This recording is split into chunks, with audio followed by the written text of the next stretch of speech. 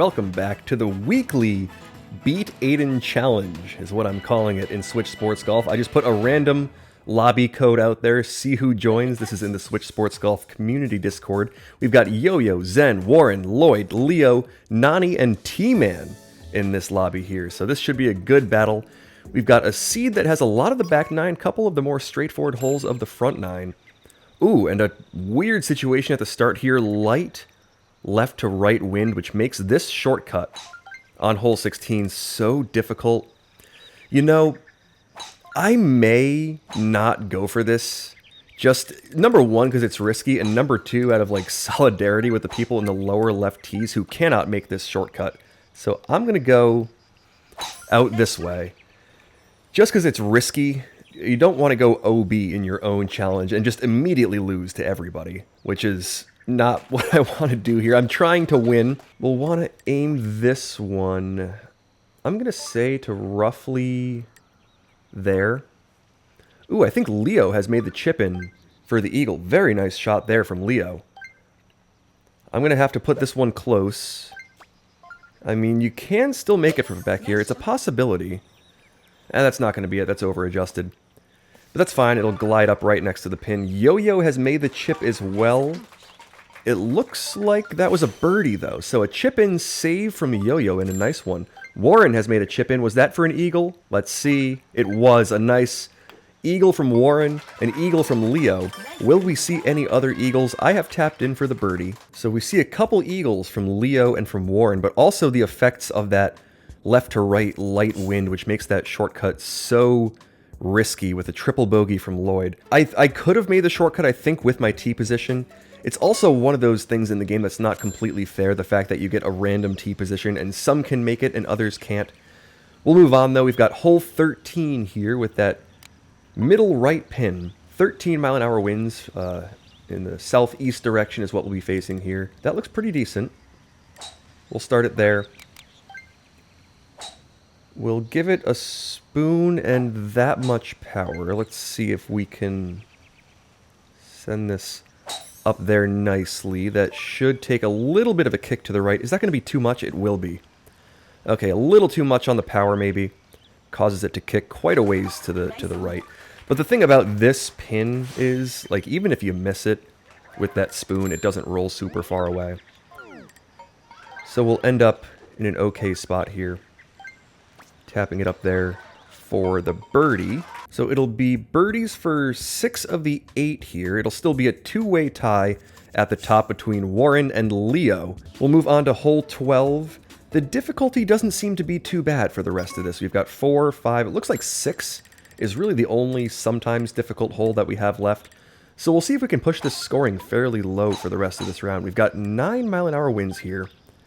I'm going to take just a touch off this drive to make sure that we don't end up hitting it too far into the rough or anything like that. I don't think there's a huge risk of it, but not worth cutting it too close. We'll be just a little bit further back than everybody else, but it's totally fine when this wind is pushing us forward to end up just a tiny bit further back. We'll give it about that much power, and hopefully this is pretty good to just put it in the area. Ooh, somebody made it. Did Warren just make that from the fairway? I think he did. Mine's going to be close but not in. I gave it a good run. Warren has made the albatross. He'll now be 2 shots ahead of me, and unless Leo can make it, Warren will take the solo lead. Leo has a nice approach pop-up, which means that he's going to be in line for a nice eagle. But Warren, off to a hot start, will take a 2-stroke lead. I'll tap up my eagle. So that albatross from Warren will put him at 6 under. He's playing at eagle golf pace through the first 3. Fantastic start. I'll be 2 shots back of that. We'll move on to hole 4. There may be some hole-out opportunities coming here. We've got 4, 5, 15, and 2.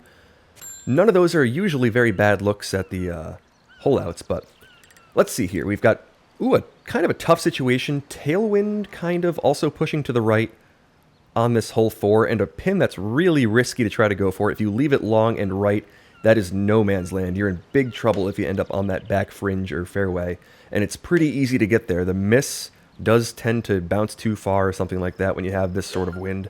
Okay, let's be really careful with this. We'll give it about, let's see, that much power. And let's see if we can just put this one Hopefully just in the area, not too far to the right. Ooh, it's going to miss to the right, but fortunately I trended a little short, and that'll zip back to a fine leave. That's going to be a pretty straight uphill putt. So the reason that I put the spin on that and the reason that I don't try to go too aggressively for the rollback make is because short is kind of fine. There is room short and right if you do end up missing right. That's exactly what happened. We'll have a putt that we can tap up there. It's not a bad look at this birdie at all, and we'll sink it. Oh man, Yo-Yo has had 2 micro putts, those little short putts that are side hill and they end up going a little bit short. Really tough break there. Warren and Leo will make the birdies. They'll both be ahead of me. Warren 2 shots ahead. We'll move on to hole 5, and it looks like there's some tailwind to this one. Maybe a good eagle chance. It's fairly strong tailwind. Actually not super strong, but strong enough to make this a good look. Let's aim this a good ways out to the left. Make sure that we carry all those trees, but still stay left of that big pine tree. That looks like it'll be about the ideal drive, and it is. That'll end up in a perfect spot. Safely left of the rough, safely left of the big pine tree, but over the tops of those 2 shorter trees. And we'll have a good look here to try to send this one up, maybe onto the green. We'll see. We'll aim this a decent amount to the left. Right about there feels pretty good. And let's give this a good shot. I mean, I don't know if we can reach this and give it a chance for the albatross, but we'll give it the best look we can. That's going to bounce up there on a good-looking line. Now, is it going to make it all the way? It will not. So no real chance at the albatross, I don't think, with that level of wind. But we've given it 2 really good shots. We're on the green with an eagle putt and a fairly straightforward one. Warren has made the eagle, and Warren is on a fantastic pace here. Just 1 shot below eagle golf through 5 holes for Warren, which is incredible. I'll tap this putt up there, just a little over that dot. That'll sink it for the eagle, so I'm not playing poorly. I haven't made any mistakes, but I haven't made any hole-outs either. There's a nice chip from Lloyd, a chip in from off the green. Where was he? That was for an eagle, okay. Leo will sink the eagle, I believe. So Leo will stay ahead of me. Warren will stay 2 shots ahead of me. So Lloyd with a chip in and Yo-Yo with a make will pull them up the leaderboard. I'll be in solo 3rd at 7 under. We've got 4 holes to play. Hole 15 is going to be one of them. And it's a tough looking hole out. I mean, it's not the worst wind. It's not the worst situation here. But it's not super easy. Let's give this a good drive. That should just barely make it onto that fairway. It'll take a bounce in the rough, but that's totally fine. And the reason I've left it short and right is just to make this a purely upwind second shot. Or as purely as possible. It's not perfect, but it's pretty close. I'm going to club up to the 5. And we'll try to glide this up there. Let's see. I think we'll want to aim it to like there to start. Yeah, right about there. We'll give it a little bit of extra power, maybe like that much. Just a little bit more than pin high. And we'll try to really bounce this up there and see if we can sink it that way. It's going to take a make, I think, at this point. That one's going to just miss. It's going to, yeah, roll back, lip out. It was on the wrong side of the pin to be a make. And it did kind of zip back, which was a little bit unexpected. A lot of times that does glide, especially when you club up. But we get the zip back. It's not too bad of a leave, though. Let's just make sure we sink this putt from a little uncomfortable distance and a little uncomfortable of a side slope. But we just have to give it that little more than a dot of power. We'll send it up there and sink it for the birdie. And it'll be birdies all around. So on a hole that was pretty tough to hole out, we won't see any movement on the leaderboard. I kind of need some hole out opportunities. I mean, I lipped that one out. It was possible. But to catch back up to Warren and Leo, I'm going to have to get an opportunity for a make. And, you know, they can always close the door on me, too. They can make it themselves. They are very good and capable players. Let's see about hole 2 here. We've got a good look at maybe trying to make this one.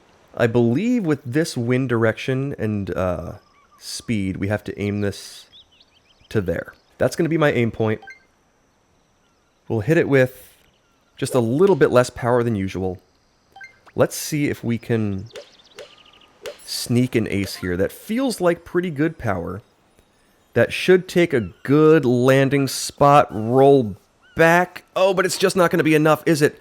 Leo has made the hole-in-one. That'll catch him back up to Warren. So it's now a battle for first, 2 strokes ahead of me. I just didn't quite get the backspin I was looking for there. I'll have to tap in this birdie. And once again, No mistakes in this round. I've had a bunch of, you know, kind of tap-in putts, but I haven't made any shots. And I haven't made any shots really in this series so far. 2 weeks, no real holeouts to speak of from me, despite a couple of good opportunities, a couple close calls. Leo and Warren will be battling it out at 11 under par. Let's see if I can pull off some sort of miracle, or if we have to assign Leo and Warren the titles of having beaten Aidan in 2026. Here's an interesting look at hole 14. 4 mile-an-hour winds, not bad at all, not much wind to speak of. Is it an opportunity for an albatross? It's one that I haven't really made often, if at all. It's a tough pin, despite light wind. Let's just send the best shot we can out there. That should make it through that tree gap, no problem. It'll bounce down into the fairway. And we'll have a look at it. I mean, it's light wind. It's not going to move it much to the side at all. We'll just have to bounce this one up there and see if we can pull off something special. That's going to be what it takes here. We'll aim this to... Ooh, Warren has hit the flag. Did it drop? I don't think so. He's on the green.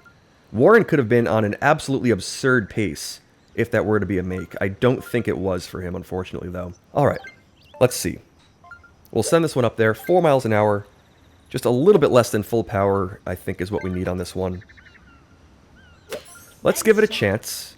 That should end up bouncing, gliding. Oh, it just is a little bit too far. Lloyd has made the albatross. Lloyd is battling back from that first hole well. I'll have a chance for the eagle. Needed the albatross to try to catch up to that group. It hit the green first, which causes it to bounce lower, land a bit shorter on the second one. So it's a little bit of a tough break when that happens. Not much of a chance at the albatross when you're not getting it all the way there. We'll tap in the eagle. And I'll be on a pretty good pace. I mean, 11 under through 8 is not a bad round at all, but 13 under through 8 is going to be what Warren and Leo are hitting here. Fantastic rounds they have going. It'll be hole 6 to finish, and it looks like there is going to be no wind, but kind of a very difficult pin. Okay, a difficult pin with no wind. Let's see. Can I put this one in the spot where I like to, and maybe sneak an eagle that way? What I do here is I just put this safely to the right of that big tree. It bounces to the left. Oh, that's too far to the left, though. Oh, I actually don't know if I have much of a chance. We may have to put this dangerously close to a tree if we're going to put it on the line. Let's see. I didn't get the tee position I was looking for. The tee position matters a ton. Now, I'm not super familiar with this shot, but yeah, it looks like I have to aim this 2 squares left, and it looks like that's going to line me up, putting it through the tree. I had to really cut it close with that pine tree. Maybe I could have cut it a little bit closer and given myself a much better look. Let's bounce it down there. We'll see. This aim feels decent. Did Warren just make a chip-in for a 15 under? An eagle chip-in for Warren will put him at 15 under par. What an incredible round. Is that a personal best? It may be, and if that's the case, I am glad to have that on video. I will happily give him the badge of beating Aidan and having the best round we've seen in this series so far. You know, it's only week 2. Okay, I don't hit the tree, but that's not going to be a make. It'll be close. It'll trickle down there, and that wasn't a bad miss. If I was a little bit more left, that would have been perfect. A little bit more left on my drive. But we'll have a tap-in birdie. No mistakes for me, no holeouts. If I make this, my putting rate will still be 100%. But it just hasn't been my 2 rounds to try to get those low scores like we saw from Warren especially, but also Leo with a fantastic round. There's a nice putt from Lloyd that'll trickle down. That's not an easy one at all. And I can confirm that is a personal best round for Warren, who's off to a really good start in the ranked league and has now posted a 15 under par in my challenge video. So a nice 15 from Warren, a very nice 14 from Leo. I'll be in 3rd place. That'll be totally fine. My 2nd week in a row in 3rd place. So I have like a 1v1 overall winning percentage, but I'm being beaten pretty good through the first 2 weeks by a couple players. Nice rounds. I hope you have enjoyed watching. I'll put the stats and the results and everything up on the screen, and I'll see you next week as we continue this challenge series through the year 2026.